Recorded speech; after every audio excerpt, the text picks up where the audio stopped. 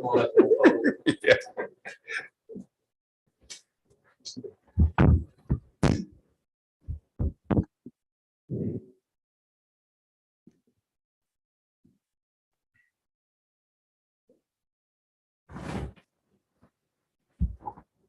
Good evening. I'd like to call this evening's King's Board of Education work session to order.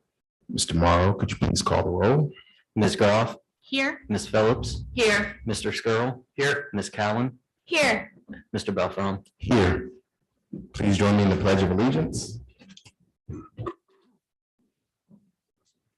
Allegiance to the flag of the United States of America and to the republic for which it stands, one nation, under God, indivisible, with liberty and justice for all.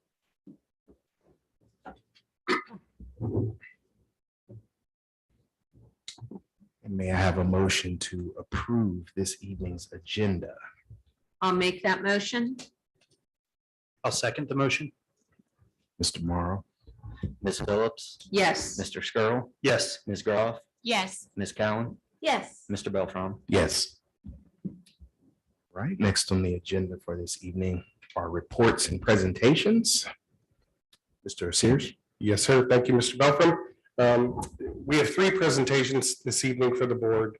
The first one is strategic initiatives for 22-23, and some of the work that we're doing throughout the district that's going to drive professional development with our staff and work we're doing, and I'll outline some of the specifics there. We're going to provide the board with a safety update. In July, we presented information on some of the safety measures that we've been working through, and we'll provide the board an update, and then we'll also end with some information regarding the 2022 operating levy. So 3 presentations. At any point in time, board, if you have any questions about anything we're presenting, feel free to go ahead and stop us, ask, and we'll go from there. The first one is our strategic initiatives. So what I want to, this is a little different process than has been worked through in the past.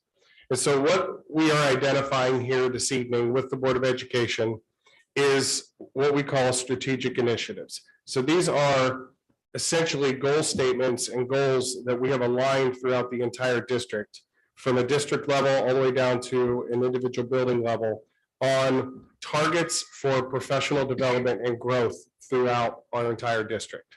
So this is a process that we've worked through for the better course of 6 to 8 months to identify what those strategic targets are, develop a mission for where we want to be in a number of years, and then establish some goal statements. How do we accomplish, and then develop strategy and action plans for how we want to accomplish this. So what I'm going to outline for you tonight are things that, and I think it's really important for the Board of Education to understand, is that this is not just a central office strategic initiative. It's not central office only. It's not just at the district level. The strategic initiatives that I'm going to outline, they are the exact same strategic initiatives that are going to happen throughout our entire district at every building. And I'll walk through what I mean by that. So in order to do this, it was really important. You can go to the next slide, please. It was really important for us to have a process on how we create our strategic initiatives. So it's sometimes simple from administration level to identify needs, establish goals, communicate the goals out, and then start working through that. For us, the process is really important, is that we want to empower our staff and our teachers to have a seat at the table, so they have an understanding, buy-in, and they basically create where we want to go. And so this happened earlier this year.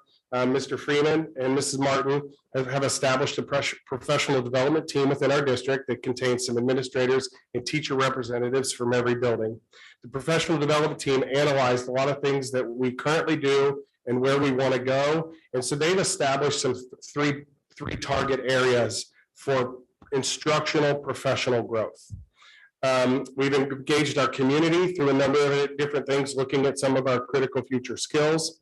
We've engaged every staff into this process. We had meetings at every building. And then we worked through this at our administrative retreat in June, and we followed up at our administrative recharge last week to establish where we are. So the process is really important with us. It wasn't the central office administrative team locked in a room, putting together what we believe we need to work on. this originated from our staff and from our teachers on where we want to go. And so the process, like I said, is extremely important. So our staff have an understanding of this. So slide 3 contains a kind of a warehouse, and I'll describe this. So we have 3, on the left side, you will see our 3 focal points. You can consider them buckets. 3 focal points that we're going to work on, and this might be ongoing. It's an infinite amount of time. It's not just this year. It may be for a long period of time. Where we'll always constantly check in how we're progressing towards that. But the first one is our culture blueprint. So in Kings Local School District, we've had a culture blueprint for a number of years. It's been established. It hit a little stall pattern during COVID for obvious reasons. We ignited that a little bit this year with our staff and having conversations throughout the entire district. And now we're going to take that a step further this year. So our culture blueprint, the idea is, and the goal with that is to strengthen our learning community. Sorry, I cannot see my presentation here. Strengthen the learning community for our students, teachers, and parents by establishing standards on what we believe, how we behave, and outcomes we produce. So our culture blueprint is the way we behave, how we work collaboratively, and it is the idea of around relate, to create trust, create opportunities and personalized learning experiences for our students and teachers, and innovate solutions for tomorrow's learners. So it's the relate, create, innovate portion of, and now our work is to put this into play. So through this process, we've established a strategic initiative of create a common understanding of the culture blueprint throughout the entire district, by aligning and modeling language and behaviors to promote King's culture. So what we want is a consistent implementation of language and behaviors throughout the entire district so that when we're working with kids in 3 elementaries, it looks the same. The language looks the same.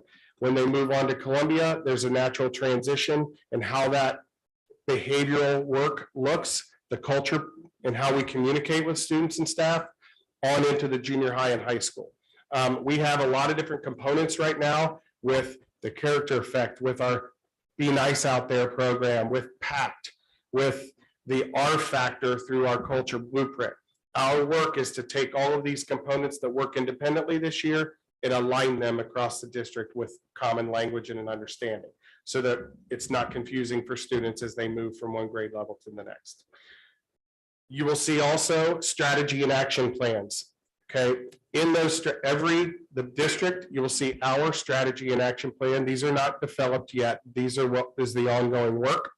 And then every building is going to have a strategy and action plan on how they're going to accomplish that strategic initiative. It's the same for the entire district.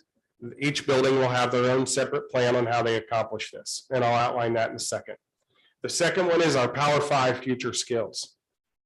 We've done work through our community to identify those future skills.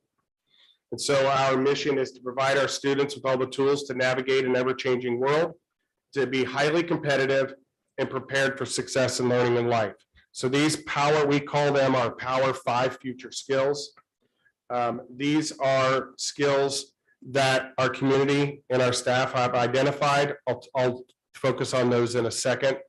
But our goal is to communicate the Power 5 future skills and establish a systematic approach to implementation. So we will work with our staff this year to create an understanding of what we mean by being a critical thinker at all levels, for example. And then we're going to develop an implementation plan for how we start to embed that and measure growth over time. So then each building will have a Power 5 future skills. We're calling it the College and Career Ready Plan. So then we'll have a strategy and action plan that tells us, here's how I'm going to accomplish this in our building. The last one is personalized learning. Our staff identified a need for some instructional shifts to work to meet the individual needs of learners. And so our mission is to enhance academic achievement by tailoring the learning environment to the individual skills, abilities, and interests, and empowering students to take ownership of and reflect their learning through voice and choice, while also developing deep personal connections. So that is our vision. So our work this year, this is a newer concept. This is an instructional shift. So how we actually operate within our classrooms. So we need to take some time, press pause, and define what we mean by personalized learning. What does this even mean? And it goes beyond just our staff in grade levels, but also with our parents and our community. So they understand, what does it mean by personal? There's misperceptions and there's different beliefs. And so we're going to solidify that. So again, each building will have a strategy and action plan on how they're going to work to define it, communicate it, and develop some consistency. So this is our strategic initiatives for professional growth and development for the 22-23 school year. You'll see some of these we're implementing. For example, our culture blueprint is more of an implementation plan. Our Power 5 future skills is heading towards an implementation. Our personalized learning is not an implementation plan at this point. It's to create understanding and language around that. So in the teacher culture, teacher world, these are important components for how we operate with kids, how we create future learners, and how we instruct on a daily basis. So I'll stop there and then I'll go into the next piece. Are there any questions about the established strategic initiatives that we'll be working on for this school year? The strategy and action plans, I see that it looks like hyperlinks there. Is that something that would be available for our families and community members at some point to review? Correct. Once we have those established, they're fairly, yes, we will have we'll have a place on the website for that. But right now they are, most of them are blank because they're working on this because I'll say this very quickly. We didn't want our administrators to go ahead and start filling this out. It's the process. We want our teachers to have at each building to have a seat at the table and to say, okay, how do we want to create a common understanding of the culture blueprint? How are we going to model language? We need our teachers at the table to do that. So their processes are going to be around, okay, I'm going to establish a team. We're going to get our teachers together. We're going to set some targets and they're going to have a say in how that looks. So yes. So time frame, I understand this is ongoing, but what's the time frame to start it? So we're starting now. Our plans, the strategy and action plans are ongoing. We expect those to be the first semester. I look at goal setting as a fluid document. A lot of times we've set goals and then midway through the goal doesn't apply anymore. Or the actions, well, this didn't work, this did work. So these are going to be living documents. They should always change. So I would say by the middle of September, we expect our buildings to have their first semester outlined on how they're going to accomplish each one of these.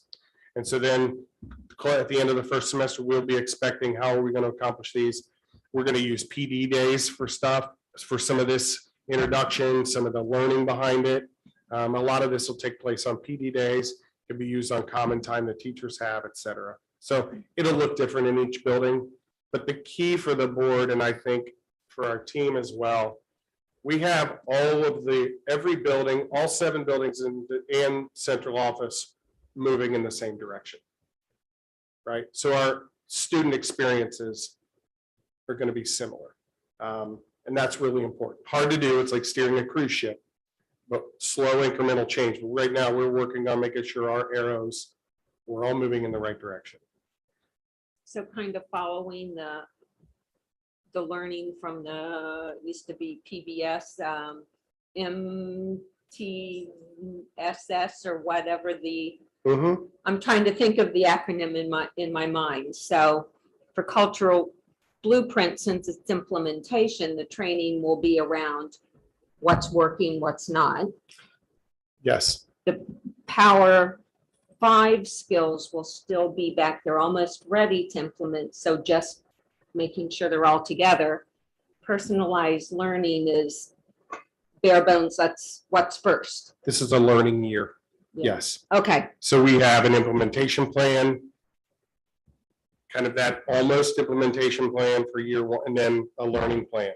And so then next year we will revisit these and maybe the verb changes. Instead of communicating the Power 5 skills, now we're implementing the Power 5 skills and we're evaluating those implements. So we may change the verb next year. Okay. But we'll analyze that throughout the year. The next slide I will go to is the third slide. I won't talk long about this. This is an example of the strategy and action plan. So this is JF Burns Culture Blueprint. We have the strategic vision at the top, the strategic initiative, which I've outlined. And then they will have to identify their strategies, who's responsible, the evidence, what resources, a due date, and then when they're doing that throughout the year. So this is a way for us to help coach, provide support. Buildings might say, hey, I need X, Y, and Z. That's where a teaching and learning team comes in to help support them. But they'll establish those strategies and actions. And then we will update the board as we go. There'll be frequent updates on here's how we're working to accomplish our culture blueprint.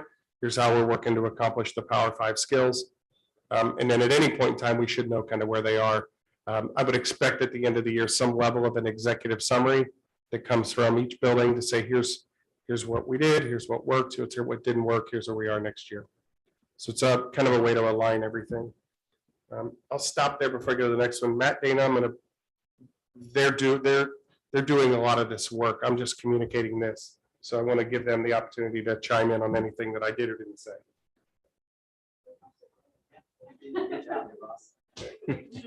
So these guys they're doing great work with this. The process is we're working to streamline that, but then once we have this is the implementation team, and they're excellent at the work they're doing, and it's going to be a great resource. And they're doing really good work with that. So last thing I'll show here is we call these our Power 5 future skills. So those are the results of all the work that happened in the spring. So we have identified 5 we would establish. So I'll read the vision again: providing our students with all the tools to navigate an ever-changing world, to be highly competitive and prepared for success in learning and life. That's what our vision is. We want our students to be communicators, critical thinkers, problem solvers, collaborators, and be career, college, and life ready. We've taken some key words such as under communicator: compassion, respect, empathy, digital, media literacy, social skills, multiple points of view. So when we're looking at teachers, we would say, okay, let's talk about how we can grow communicators in our classrooms. Here's some skills, and then how would we implement that? So what does communicator look like in a 3rd grade math classroom as compared to a 9th grade English classroom? And so there would be time for teachers to dive in, analyze instruction. So how we do this, and then we're going to kind of a lofty goal for us is how do we measure this over time? And we have a leadership academy this year, and one of their projects they're going to work on is how do they create some measurement on how we're growing. So some of these words look very familiar to probably all of us on the board that we were at maybe Columbia Intermediate School for one of those meetings. that's correct. Okay, that's what. Yeah, that meeting was you were there for, that was a community engagement session. Much of the feedback came from there that aligned with throughout the rest of the district. These were the common themes that came about that. And then you did them in each building for the staff also? every staff member went through this. We had over 1,000 community members participated in our thought exchange, and we had 40 or 50 show up at an evening event to provide feedback. I will say, I think you hit on one of the important factors for us is we don't want it to be something new. We want to build on what we worked on last year, right? So we know the culture blueprint is something we've worked with for about 2 or 3 years, and we've built on that. And we know that's in a good implementation stage. So we can go a little farther this year with that, especially on the PD days and the buildings and the work they're doing around it.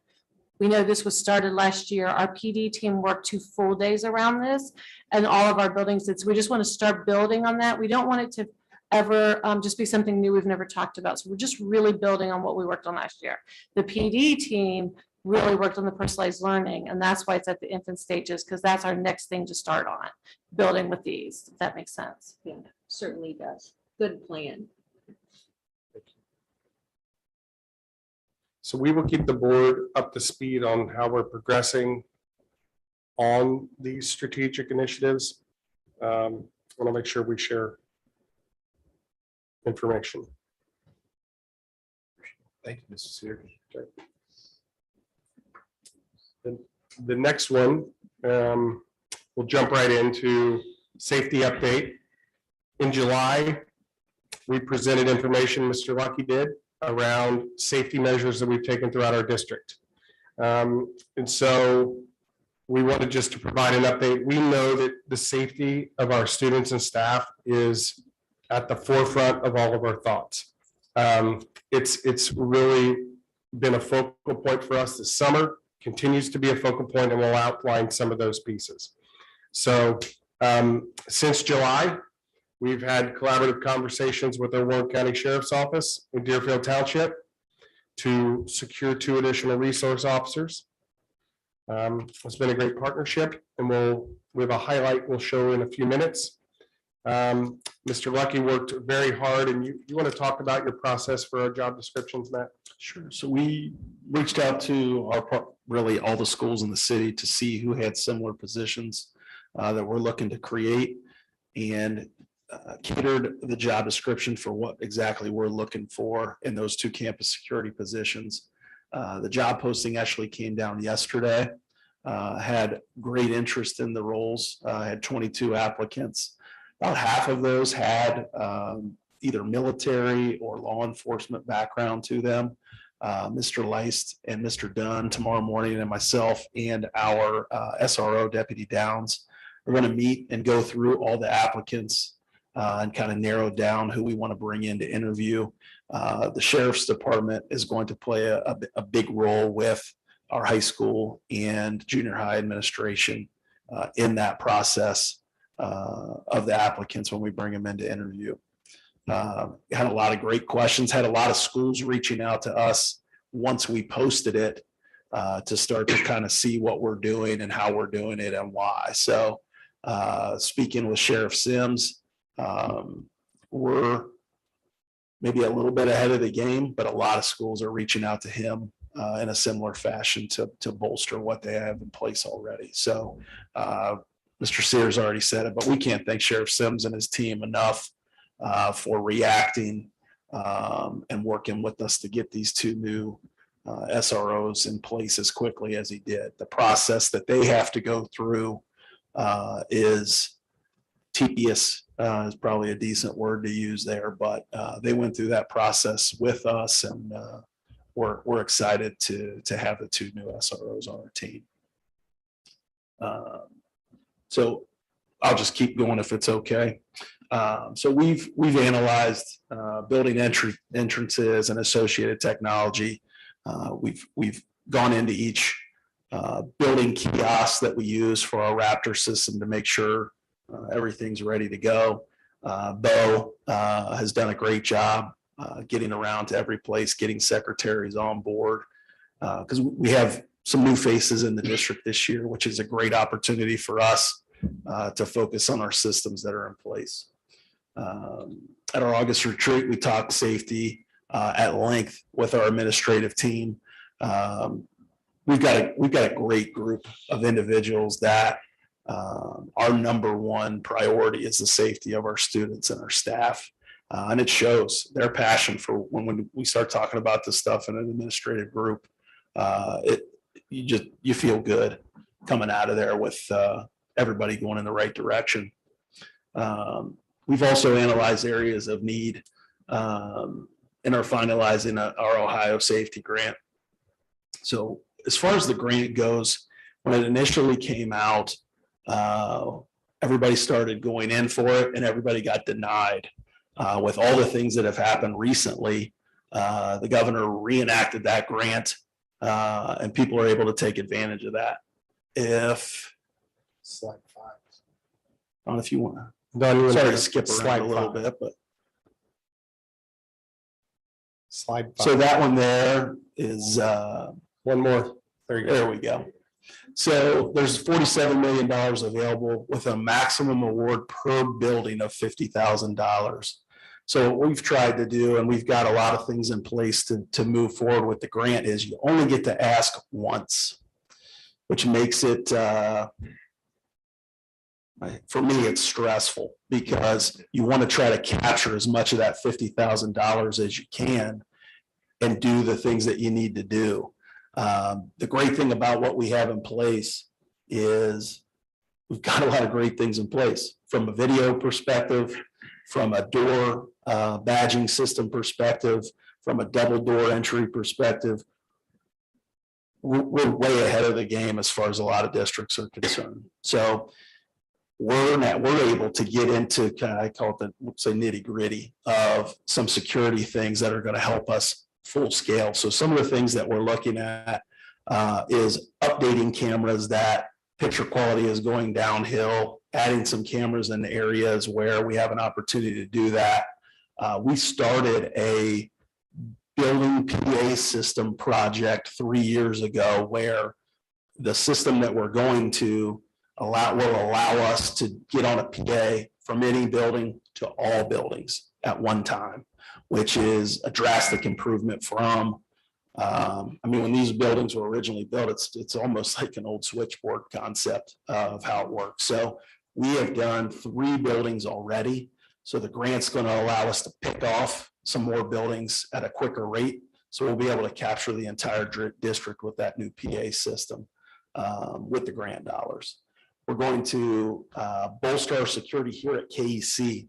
So KEC is the only building we have in the district that you can get into anytime and come upstairs, which,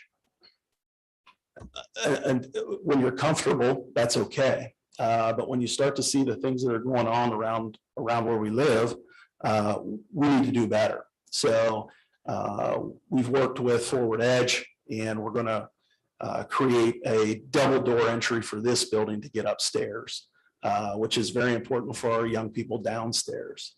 So you'll see that project come through this grant dollar. They're working with me on the best method to get in. So they're going to give me some options as far as, is it just a phone kiosk? When you come in the door, you dial the extension of the person you're trying to get to, just a layer so that somebody just can't walk in and keep on walking to get where they want to get to.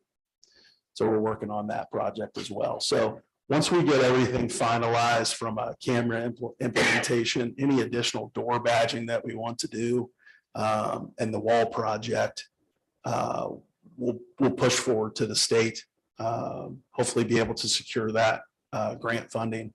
What I'm trying to do is get to the maximum dollar amount that we can get to with the $50,000 per building. Mr. Lucky, Yes, have you done anything as far as classroom doors so they lock from inside the classroom? We have not. We have not. When the barricade system was designed, that's kind of that's the same thing, sort of. Correct.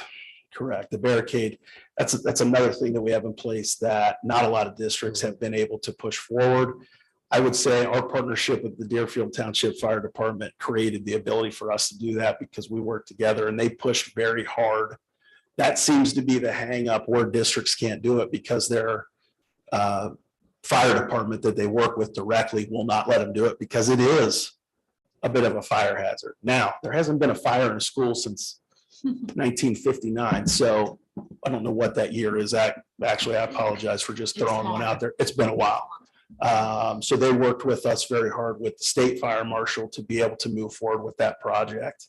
And I hate to say we're proud to have that because it's a shame that we have to do that, but we have that in place for our staff so that they have the ability that you can't get in. And if any of you have ever tried to breach a door with a barricade on it, it's not possible. Yeah, I've tried. I'm a little bit bigger than Dana. I haven't been able to successfully do so. So that's where we're at with the safety. So if we were to get this grant money, how quickly would all of these changes go into place? Pretty rapidly, because the nice thing is that the big construction portion of it would be here upstairs.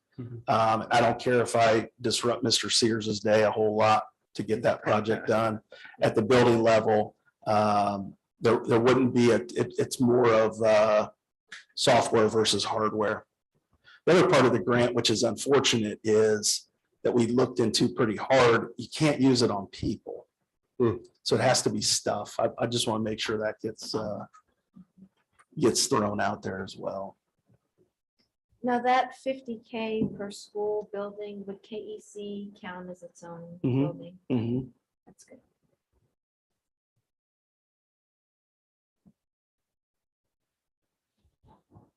Let me just say something as well.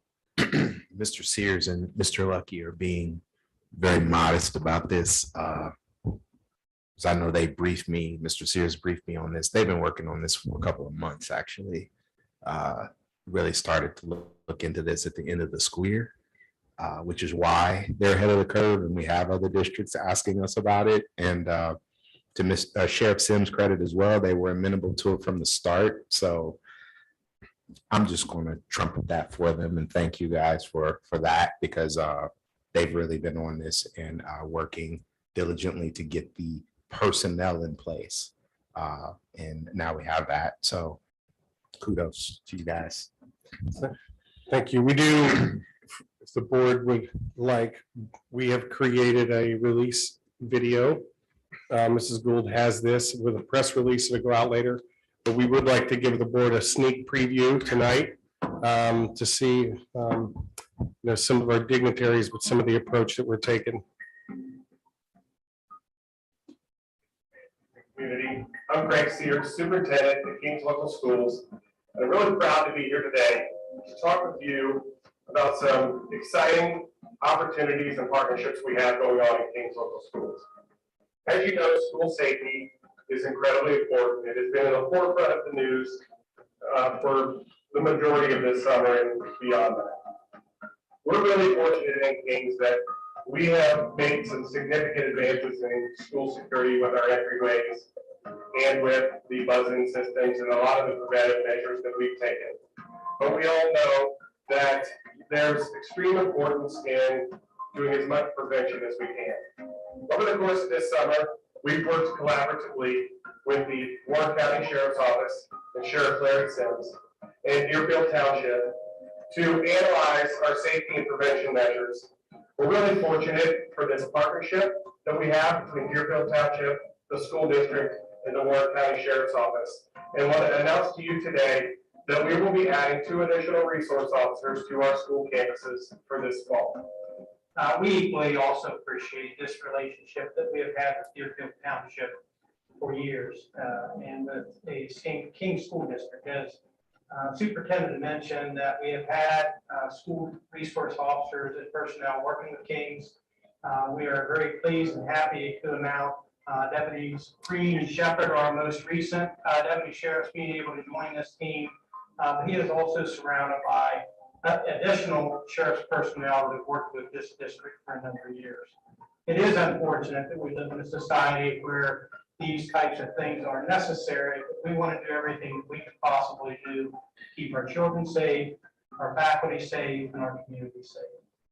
This was an easy decision for the township. When we got a call from the superintendent about, can the township contribute more, just a little bit more than we did a few years ago to a school resource officer position, we immediately said yes. The Board of Trustees supports this decision. We love our communities and our families, and that safety is and utmost important to us as it is the Sheriff's Department and the schools.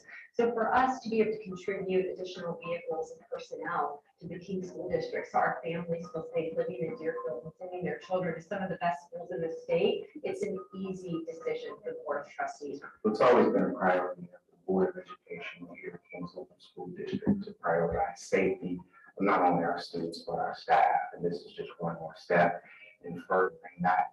We've always had a very good relationship with Deerfield Township and the Warren County Sheriff's Department, and bringing in 2 additional SROs just helps us to further solidify that relationship and bring their involvement into our district, not only as resource officers in the sense of security and protection, but also just as part of our community. They mentor, they build relationships with our students while also assessing threats and securing our campuses. So here at Kings Local Schools, not only are those academic pursuits and the things that we continue to do to make us excellent in that regard or maintain, but also that we maintain that safety and security of the spaces here where we educate our children.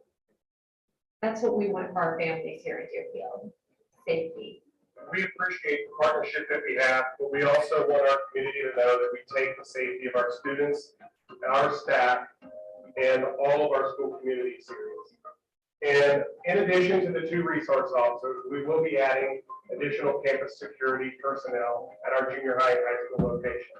these personnel are in place to put another set of eyes and ears on what's happening on a day-to-day basis within our school district.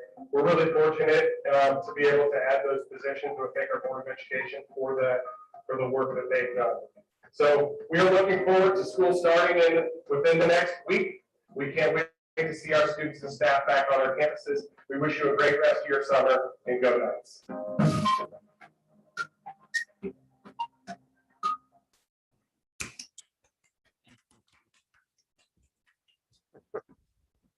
Shout out to Mrs. Gould for her excellent video editing skills and putting all that together for us. But thank you very much, Dawn. And she has a press release that'll be released as well with that video. It'll go out to our community, but then also to media as well.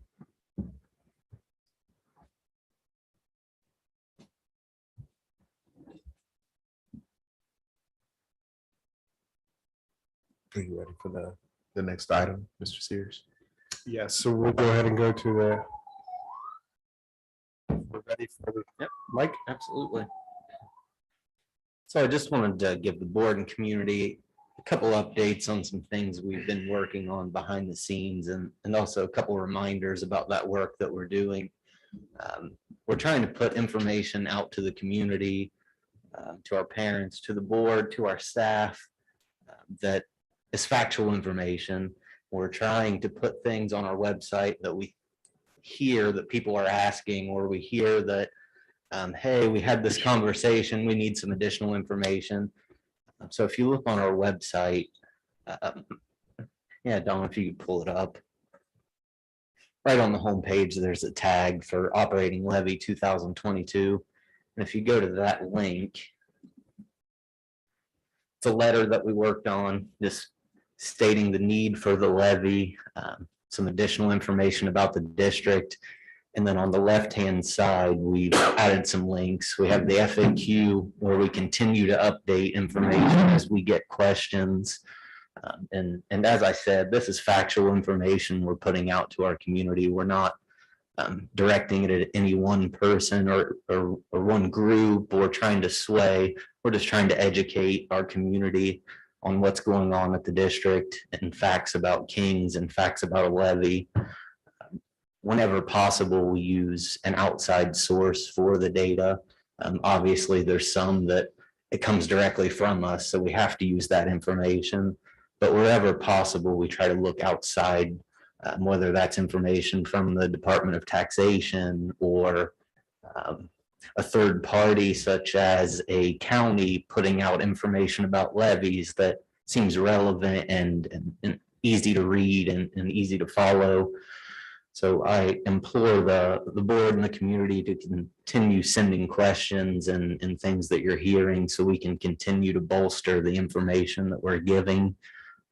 And this is a living document that we're constantly taking a look at as the need arises. So I just wanted to point out those couple things and kind of give an update on some of the work that we've done to provide information to our community. If the board has any additional questions at this time, I'm more than happy to discuss anything.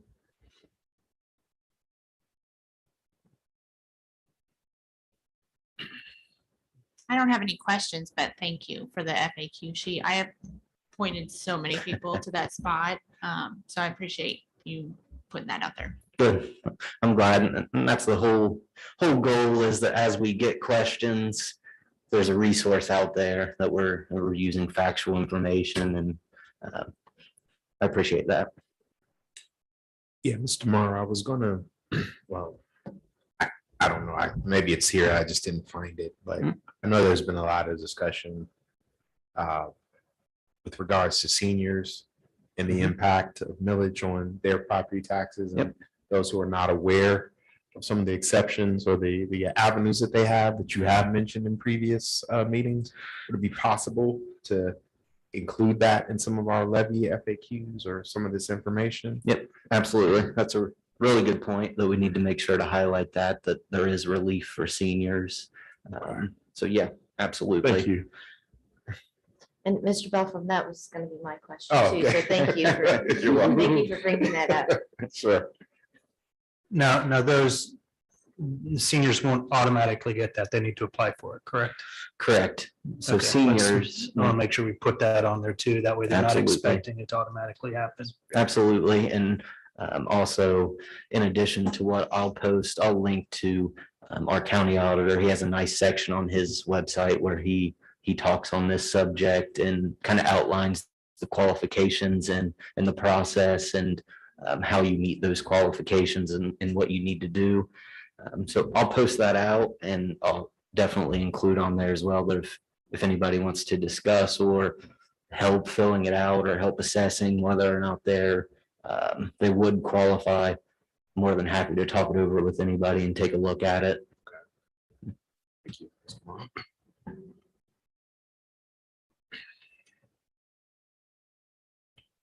Well, actually, Mr. Morrow, next on the agenda are your discussion items. So please continue when you're ready. Absolutely. Thank you. So treasurer discussion items 1 through 5 are just the basic meeting minutes from the prior 2 months here. So I would ask the board if between now and next week, if you could take a look at those, and if you see anything that doesn't look right, we can discuss and get that updated before approval. Item number 6, this is the typical monthly financials. The last forecast we did was in May. So during that time, I've been collecting information on changes and updating what this year is going to look like based on the latest available information. So if you scroll through, you'll see on the main financial document that there are changes, and it's kind of comparing what the forecast thought and then some updates based on the latest available information. A few examples of things that I keep tabs on and update. So we're constantly having good information on where we're going to end up. We settled with both unions at a reasonable 1.5%. Prior forecast had 1%, so I have to update that. Health insurance, which we'll talk about, we have some good news. I build in more of a market rate of a 10% increase. We got our final renewal and it came in at 4.4%. So I've started trending down our health insurance. So all in all, when you take everything, all the positives, negatives, from changes from the past few months, we're still looking that we're going to end up nearly the exact same place as where I forecasted back in May. So not any worse and not any better. So I would ask the board to review that and ask any questions prior to next week's meeting.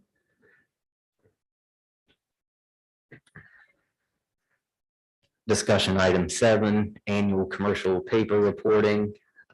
We invest in commercial paper, which is basically short-term debt of high-quality companies that meet certain thresholds. We're required to annually report to the state of Ohio which companies that we invested in and gained interest off of. So this is just a compliance item. And we follow all Ohio revised codes on what we can and can't invest money in to try to get as much interest income as possible. On the form where it says quantity, is that a cash value? Correct. Okay. That's a dollar amount. So these companies, they'll issue millions of dollars to help with their short-term liquidity, and we're able to buy pieces of that up to 9 months in length. So we're talking about very, very short time frames and only the highest rated companies. How does this income line up within years past? Very low, because this is historical data from the past year. And you guys all know that interest rates were very low for the vast majority of the year. We have seen an uptick. So as the Fed raises the rate, the school benefits and that the money that we invest, we gain more interest income on that. So we work with our partners at Red Tree to do these type of investments, invest in CDs, So as this comes due, these commercial papers, we can rebuy and the rate's higher as the Fed raises the rate. So very low last year, and you can see at the end, there's a summary of what we made in interest, and it wasn't much, but this is the best option school districts have in Ohio to make interest income. It's nearly always the highest returns, but just nothing was paying high returns last year.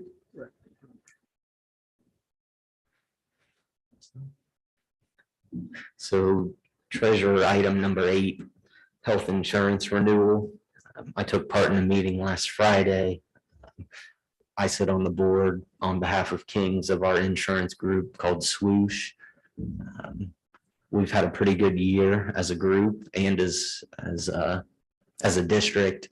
So our renewal came in at 4.4%, which granted that 4.4% is about $300,000 of increase. But when you're looking at a market that's averaging 79%, we're doing really well. And if you look back, I put on here the historical premium increases for the past 5 years to show that this is really good for us. And I want to commend the work of the board and the insurance committee the prior few years. They've made a lot of changes to try to get to where we're at right now, which is below market increases while keeping the strong benefit packages for our staff. So I commend them. All the work that we're doing seems to be paying off. Is this, Mr. Morrow, is this what accounts for that fiscal year 2023 expenses, the salaries and benefits being a little less? Is this lower rate? Okay.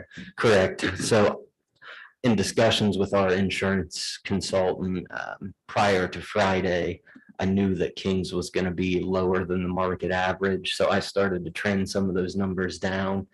We have open enrollment in October where employees can elect whether or not they're going to jump on. And as new employees come, they get to elect whether or not they're going to take King's insurance. So as I get that information in, who's taking it, who's not, are we going to have people jump on during open enrollment? That number will get closer and closer to finalize, but I did want to start trending it down right now just because the renewal itself was lower than expected. So yep, you're right. Thank you. Is there any change in coverage for staff? No, there's not. We've made substantial changes in the past few years as far as switching to Swoosh. We introduced the opt-out, which has big savings for the district. So I came in, talked to the insurance committee, worked with them the prior few months, and there wasn't an appetite to ask our staff to go through another change, especially when we were trending in the right direction. So no change. Okay, thank you. And then discussion item 9 is the public records log. I'm posting that out. You can see we've done a pretty decent job of responding to the request. We've had quite a few in July. We put a lot of effort into trying to get everything answered as quickly as possible. There's 1 or 2 items on there where we're waiting for information. Maybe somebody was out that I couldn't get with them to get that, but we're in pretty good shape. I have a question on this with respect to public records request. Is it a requirement that the name of the requesting person or entity be an actual name? Is that not a requirement per policy or per law? So we're going to provide it. We're an open book. All right. The way it's been explained to me in the past is that Ohio has very strict and broad laws for us to be a transparent, open government. So no, I don't have to know the person. It doesn't matter. All right. Thank you, Mr. Morrow. Absolutely. Next on the agenda is a discussion item from Mr. Sears. Mr. Sears? Yes, we have, next week we'll be asking to approve a Kings High School marching band field trip to Northern Ohio, Toledo, Sandusky area for competition at the end of September. So pretty standard field trip with our marching band. Thank you, Mr. Sears. Next are discussion items regarding HR and business. I believe this would be Mr. Spinner. Spinner? Good evening, President Belfram, Kings Board of Education. In front of you this evening, I have 3 items up for a vote next week. First is our personnel agenda, which includes our staff resignations and retirements and our new staff members. We are, knock on wood, rounding third and heading for home when it comes to hiring new staff. Very excited about that. It's been a very busy summer. We are close to 30 new teachers in our district. That does not include support staff. That doesn't mean that those are new positions within our district, but merely new faces. And we're excited to welcome them to our community. I think they're going to be a phenomenal fit for our district. And we're very much looking forward to Thursday and Friday when we have our new teacher orientation. I would like to add, however, that this morning we posted a position for a kindergarten teacher at JF Burns. This has to do with in response to enrollment. Enrollment numbers are such that class sizes, especially at JF Burns in kindergarten, have topped out at 25 and 26 in some of our classrooms. And that is not consistent with our other K-4 buildings, Kings Mills Elementary and South Lebanon, who are in the low 20s. I would like to note that our kindergarten class is currently, as of today, at 364 students. This makes it the 4th largest class, K through 6, in our district, and it's continuing to climb. Amy Andrews, our registrar, is registering 15 to 20 students on average per day, even this late in the summer. And I would say that half of those thus far, roughly half of those, have been in kindergarten. Not all at JF Burns, but JF Burns has been the hardest hit. As you can imagine, adding a classroom to JF Burns has put an incredible strain on that building. Mr. Sears and I met with Mrs. Montag this morning to brainstorm solutions as to where we might put this teacher and this class, and it is putting a strain on that building. Mrs. Montag has done a phenomenal job of moving some things around, but that shuffle means that we'll be moving some reading tutors into our multi-purpose room, thus taking a space away from our before and after childcare. Before and after childcare, their rooms can only hold 32 students. They can only staff 1 per 18 students. I can talk about that a little bit later, but that does put a little bit more strain on our childcare numbers and what we are able to accommodate because we're opening up another classroom in kindergarten. Be happy to answer any questions in regards to enrollment and adding that class to kindergarten at JF Burns before moving forward. That was my question, is where are you going to put these kids? Because last time I was there, there was not an open classroom. No, it was a good discussion. We came up with a couple of solutions. And again, this one was kind of the path of least resistance and the least disruptive at this particular time. All of our elementary teachers, as Mrs. Phillips knows, are in our buildings into the late hours, preparing for our students who will be in their classrooms next week. So things are beginning to get set up. And just posting that position today means it needs to be posted for a few days before we can officially hire. So I hope to have that recommendation on the board agenda next week. I know that this person will be very excited to have a job, but they also have their work cut out for them as students will be entering their classroom. But we're going to find the best fit that we possibly can for our school district. And I'm confident that we'll find a great teacher going forward. So the reality of that, just I'll probably be a little bit more direct than what Mr. Spinner just said. There was not an open classroom at JF Burns. There was not a space for a kindergarten class. It requires Mrs. Montag to consolidate, combine, and create shared spaces where you might have 2 groups of students, 2 classes sharing a space. Our gymnasium is one of those. We may be having some combined gym classes to open up the multi-purpose room because it's no longer available. So she's had to shuffle. It is not an easy solution. And it wasn't without a lot of discussion trying to figure out how do we even put a classroom in the building. There's not space. Remind our community, we have 8 modular classrooms behind JF Burns that are full, plus every available space, but now there's shared space. What one group of students might have worked in the past, now there's 2 or 3 or so. So just to be a little bit more direct, that's a challenge. And we had to work through. No, that's a great point, Mr. Sears. This will mean increased class sizes in our gym classes, but it will also mean there are four small group tutoring classrooms within our multipurpose room. So it's not just 1, 2, or 3 shared spaces, but it'll be 4. That's so that we can create that classroom for kindergartners that are coming in. And that class will be in the 22, 23 range when it's all said and done. I have a question, knowing that there's probably not an empty kindergarten classroom anywhere in the district. Will they be able to start with furniture, curriculum materials, and all of the stuff that goes into, I've got that principal's hat, it just won't come off every once. Yeah, we, in those discussions, Mrs. Montag, she has an incredible kindergarten team. And it's important for those teachers will help support. We're going to wrap this up as quick as we can to make sure that we have everything, but we'll have furniture and things are the room will be set up for kindergarten. So, Yeah, that's an experienced veteran staff over there for sure. And there's definitely a lot of mentors that'll wrap their arms around this new teacher.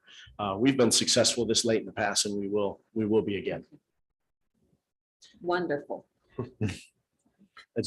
Sorry. I'm sorry, go ahead, Mr. Smith. No, I was just going to list off the other items on personnel before moving on to the next item, please. I was just gonna ask, so the lower ratios then at CAMI and SLE are not indicative of available space.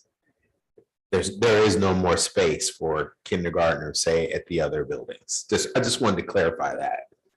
No, Okay. that is correct. And I spoke with another principal today, and I think she was questioning whether or not I was calling to add maybe a teacher to her building, and that made her very nervous because they don't know where they. Gotcha. Yeah, I just wanted to clarify that. I know that's something that'll probably come up within the community. Why don't you just have these kids, we shift kindergarten rooms to another building, but we don't have the square footage. Okay. Thanks. No, great point. Staff miscellaneous items, supplementals and stipends, and then also temporary employment are on our personnel agenda as well. Next item has to do with our childcare. It is King's Kid childcare salary schedule. We are adjusting the salary schedule in an effort to become more competitive with the market. There are 2 sheets under that particular item. One shows what the old schedule was, and one shows what the new proposal is. If you compare those two, the new schedule catches up with the old just a couple steps in on each of those columns before they become one and the same. We're trying to elevate the number at the outset so as to be competitive from the jump, as opposed to waiting for people to gain experience in order to make additional salary. This obviously, just like last year, has been a struggle. Jess Gorman, our childcare coordinator, has done an excellent job of interviewing staff all summer long. Some have stuck with it. Some have found other opportunities for a variety of reasons. And that has made it difficult for her to maintain the number of students and families that would like to participate in before and after care. So we do have a waiting list at both JF Burns and SLE. But again, that JF Burns waiting list has become more strained because we've lost a space. Each space in those buildings can only accommodate 32 per code, and they can only allow for 1 staff member per 18 children. So it's a staffing and a spacing issue. She can find the staff, she can bring 18 more students in, but then she's got to find a room where 32 can go before or after school. So I don't know if necessarily this will bring more employees our way, but right now we're trying to honor those that we have, similar to what we did when we raised our substitute rate per day. And that falls in line with number 3, which is to increase our childcare substitute rate from $10 an hour to $12.50 an hour. This is in step with what we do for our OPSI or our classified contract, in that it's 90% of step 0. So we took 90% of the $14 proposal under the aid column, and that equates to roughly $12.50. Sorry. I'm sorry, go ahead. I just wanted to make sure to point out that this child care, it's self-funding, it pays for itself. This isn't out of operational dollars. Okay, we're on the same page. I almost had it. It's this close. It's this close. Thanks, Mike. I got you. No, I appreciate it. Was that everything, Mr. Smith? That's Sorry. everything. Okay, Thank you. Next on the agenda are discussion items regarding our educational programs. I believe that'll be Mrs. Martin and Mr. Freeman. Everyone. So Matt and I want to take a few minutes and just go over our AP program as scores are in. If you have a high school student that takes AP classes, you wait for that July date, right? So we wanted just to give you a highlight of where we're at the end of this year. So Matt's got some presentation for you.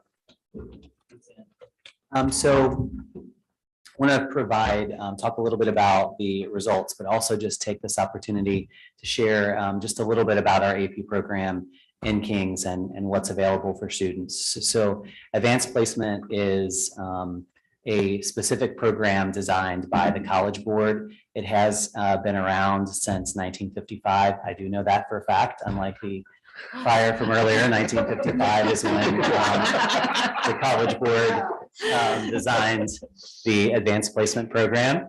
And so it's been around for a long, long time. This is, gosh, I'm starting my 9th school year. Dana and I started together, both starting our 9th year here in Kings. And when I started here working with secondary curriculum, the AP program was strong. We have added classes in my tenure here to the high school.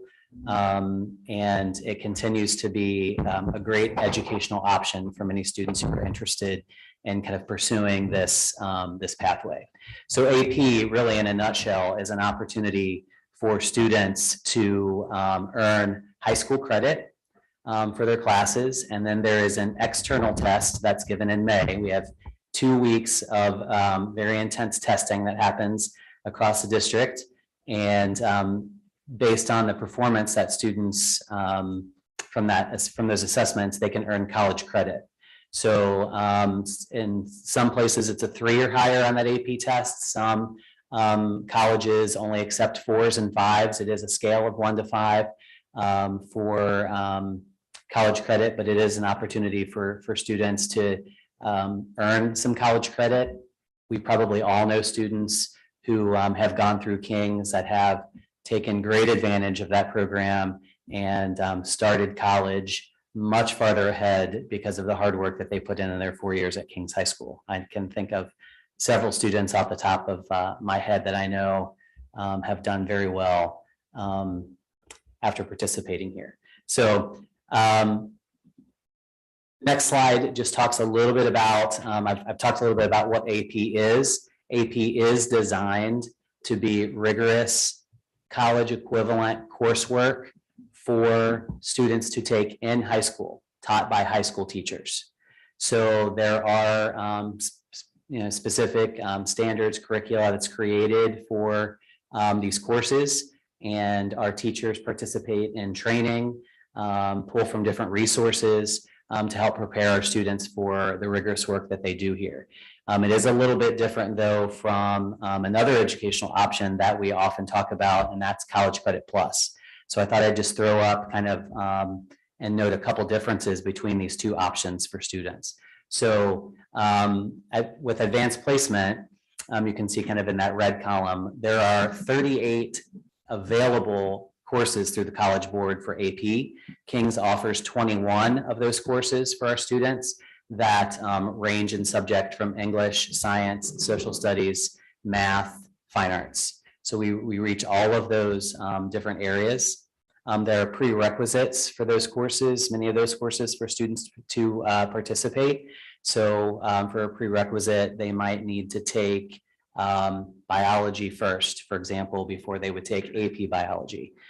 Some of the courses there aren't prereqs. Students can elect to take advanced placement, US history, for example, in 10th grade, and not take the honors or CP level history that we have, and it still meets that requirement.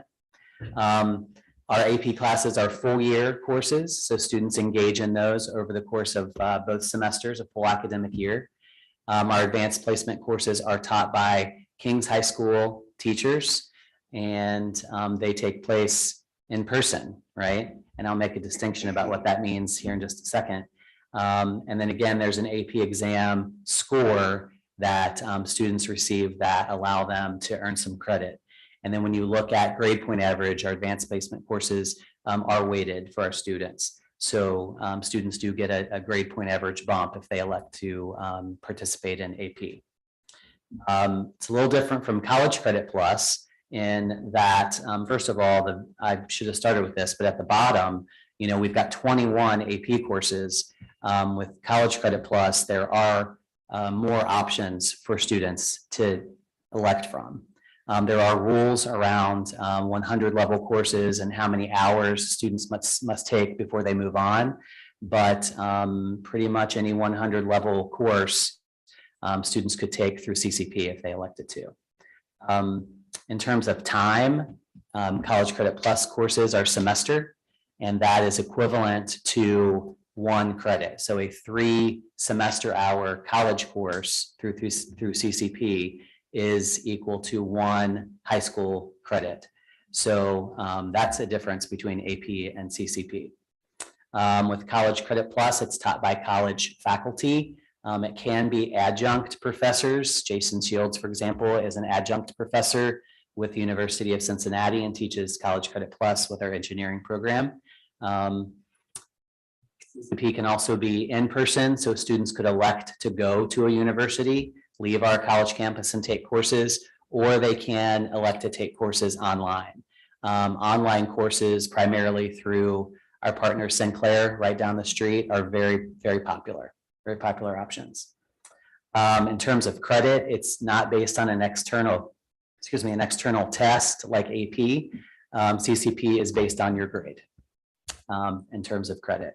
And then CCP courses are also weighted. But I just wanted to talk about that because these are depending on student goals, kind of what they want to do post high school. These are 2 pretty robust, nice options for students to kind of learn at our high school. The next piece I have is just a listing of those courses there in that table. So you can go through there and see. I will point out AP Spanish literature is a new option that we've just had for a couple years, and not many high schools. In fact, I feel confident when I say this. I think we are the only school in the county that offers AP Spanish literature and culture. So kudos to Lindsay Six and the Spanish teachers at the high school for their interest in bringing that to our students. So that's our listing of courses. Quick question for you there. Yes. So you mentioned that there's 38 possible courses. Are there any plans to offer different courses in the future, and what might some of those be? Yes, that's a great question. So there are some different options. To answer your question, is there discussion? Yes, there is. Okay. So there has been some discussion. You hear a lot of a popular AP course at the high school is AP Gov. And so that's AP Government and Politics. There's another AP option that is Comparative Government. That's been brought up as a possibility. There's also some new courses under development by the College Board in math that we've been looking as a possibility of adding. There's a pre-calculus College Board course that's being created. So that's something that's been on our radar recently. The caution that we have, it's wonderful that we're able to offer 21 courses, but we do get into a little bit of a situation in creating a lot of singleton courses because that can tie up the schedule at the high school. So we have to be very selective around how we approach that. We have in some cases with European history, for example, started offering that every other year. So we did not have AP European last year, but we do have a section of AP European this year. So that way students have that choice junior, senior year primarily to be able to add those, and it allows us to kind of offer a few more courses. So always conversation. You will know by December kind of where we are in that kind of discussion when we come to discuss the College and Career Handbook and any new courses that we might want to bring to the table. So we also have our Teaching and Learning Council that will allow us to have this conversation sooner than in previous years before. Can you mention just briefly how a singleton can be a struggle for a student who wants to maybe take that and maybe some of the other stuff that they want to do? Sure, yeah, so, I guess when we talk about a singleton, we're talking about a course at the high school that's only offered one time during the day. And so, some of those courses, that we only have 7 periods, and we plug those in the best that they can over there. But if a student is interested in being in the choir, and that's offered, 3rd period, and that's the only time that we're able to offer AP, what's one of our singleton, AP Spanish literature. Typically, that's only one section. So if that's the case, students get in a position where they have to choose. Do I want to be in the AP course, or do I want to continue in participating in the music class? We always try to offer multiple sections, typically one in the morning, one in the afternoon, to kind of help eliminate that, but sometimes it's just not possible. And as was discussed here, space at the high school is also at a premium. Well, staffing for sure. Thank you. Yeah. The final slide that I have is just speaks kind of globally around our data. So this past spring, we had 728 tests that were given over those 20 different courses. We didn't have AP European last year, so 20 courses. So 728 tests. That doesn't account for the number of students. I didn't have that data at my fingertips. Some students only take one, but we have many students that take multiple AP courses, sometimes over the course of the year.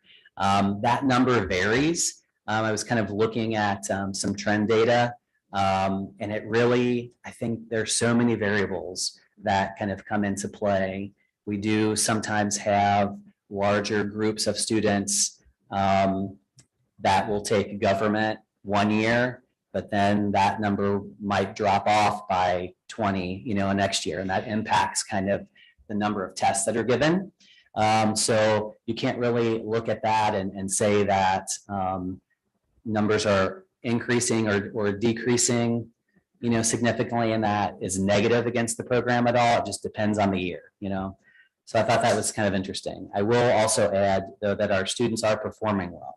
So since 2018, we've seen a good increase in the percentage of students that have earned a 3, 4, or 5 on AP tests, which is a great trend to see in a nice direction for our students. So we did have 79%, that second bullet there, 79% of our students earn a 3 or higher last year. And just to kind of give you some comparison data, 69% of students across the state of Ohio earned a 3 or higher, and 63% globally. So these are options that are available for students in other countries to take AP courses. So King students are performing well in that area.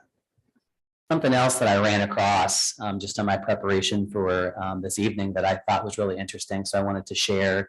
While a big proponent, of course, of students to take advanced placement is to give them a rigorous opportunity to help prepare them for college and to earn college credit. That's the big selling point.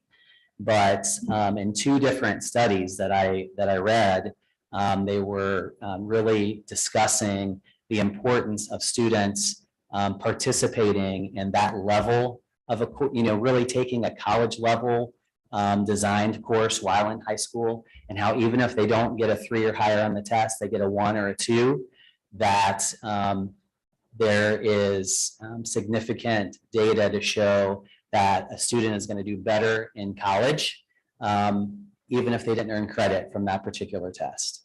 Dana and I actually were kind of talking about that study a little bit, and she shared a couple students that she actually knew that, like, oh yeah, I know someone, they took a test that they got a 2.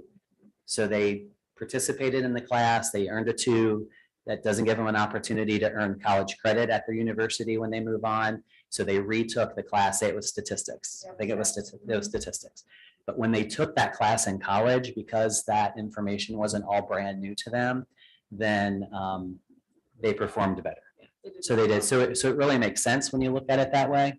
So, and then there's also data really to show that when students challenge themselves, that it's just going to help them be better readers, better writers, better thinkers, to prepare them for whatever is going to come next anyway. Yeah, the only other thing I would add is when you talk about AP scores with high school students, many times colleges won't accept the AP score if it's their major. But like for my daughter, for example, she took music theory, got a good score, but the school said, no, that's your major, you have to retake it.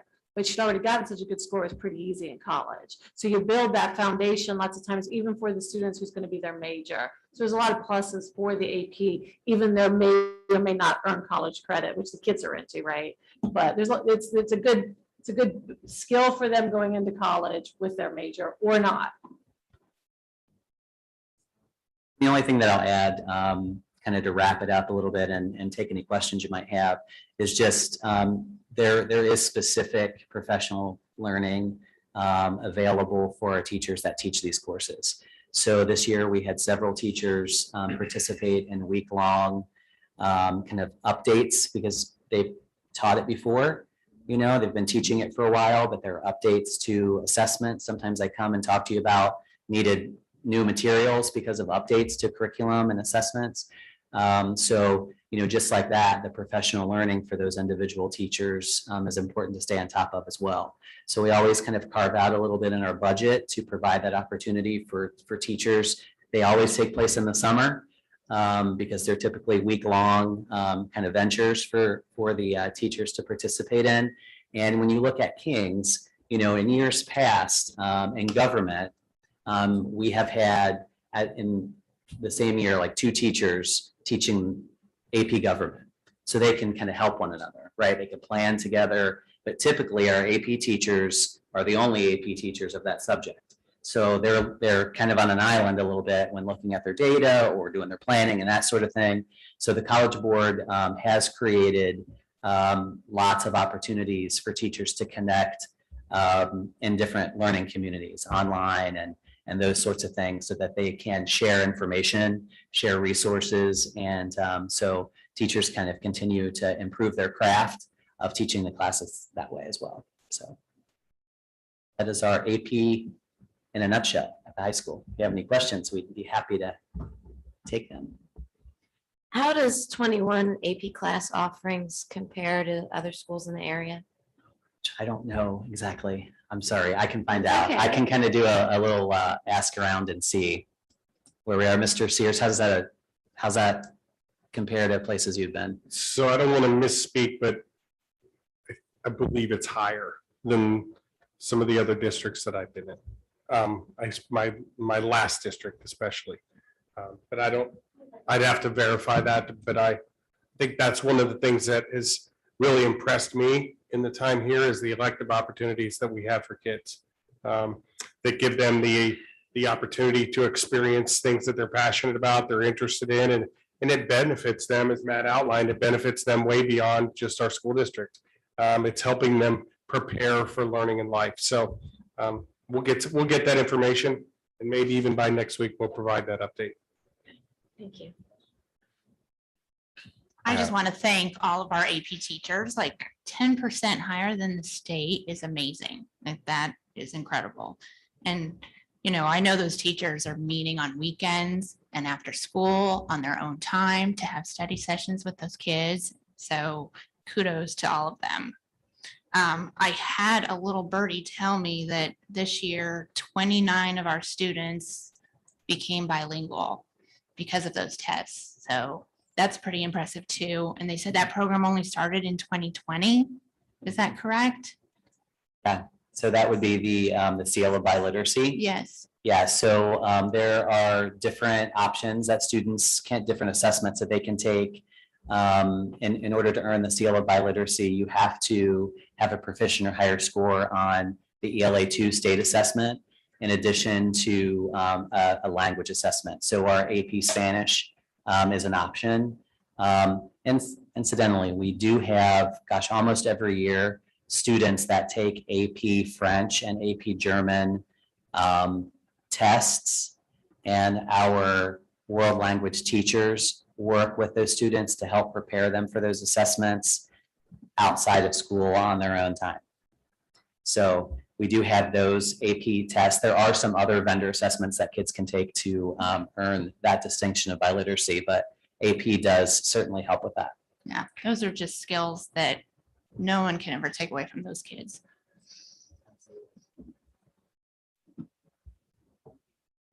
I had a couple questions, quick questions. What is the associated additional cost for AP or CCP, if any? Is it beyond the test? I know the test is an additional cost, right? It is, yes. So the assessments for this coming school year are expensive. They're $97 a test. Okay. So that is an additional cost that students who participate pay for with their families. Well, I can attest as someone who's currently bleeding cash for a college student. $97 for a credit. College credit is Good bargain. steal. Yes. Yeah. Might be a three. Yes, you might get three. Yeah. Yeah, that's quite So affordable. That's a great, great perspective. Yes. To share that versus where your child goes could be thousands of dollars for Yes, absolutely. 3-semester-hour course, right? And I'll also add that whenever students take classes through CCP, we're billed from those universities to, for that student, the opportunity to go there. And that depends on what college they go to. And so without the AP offering, if we had more kids going to CCP to expand their horizons, to gain college credit, we're paying for it. Right. It's not a free option. Right. Okay. Any more questions? Thank you, Mrs. Freeman, or Thank Mrs. you. Martin and Mr. Freeman. Next are items presented by the board. Do we have any items to present this evening? No? All right. Next would be legislative updates. Mr. Squirrel. I will be giving an update next week. Perfect. So next on the agenda is the executive session. We'll be entering into executive session this evening for conferences with the board's attorney to discuss matters which are subject of pending or imminent court action. May I have a motion to enter into executive session for this evening? I'll make that motion. I'll second the motion. Mr. Morrow? Ms. Groff, Yes. Ms. Phillips, Yes. Ms. Cowan, Yes. Mr. Skrull, Yes. Mr. Belfrom. Yes.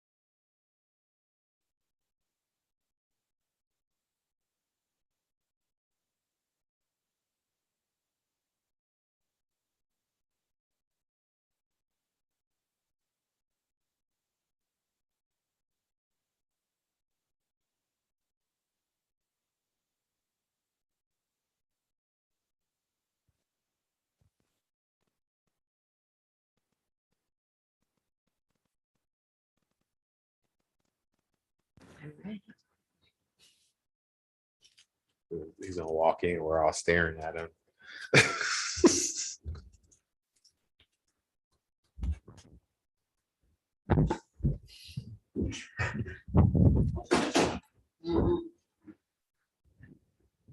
We've come out of executive session and then now I have a motion to adjourn this evening's meeting. I'll make that motion. Second the motion, Mr. Morrow. Ms. Cowan, Yes. Ms. Groff, Yes. Ms. Phillips, Yes. Mr. Skrull, Yes. Mr. Beltram. Yes. Have a good evening, everyone. Thank you.